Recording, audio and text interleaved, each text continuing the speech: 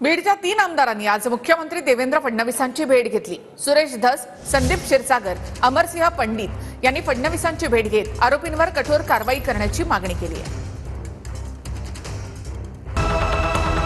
वाल्मिक कराड शरण, मुंबईत राजकीय घडामोडींना वेग। खंडणी प्रकरणातील आरोपी वाल्मिक कराड पुण्यात सीआयडी समोर शरण आला।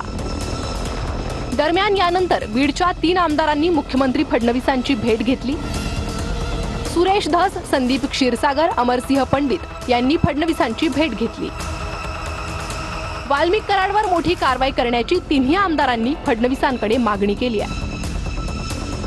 सोमवारी धनंजय मुंडेंनी देखील फडणवीसांची भेट घेतली होती।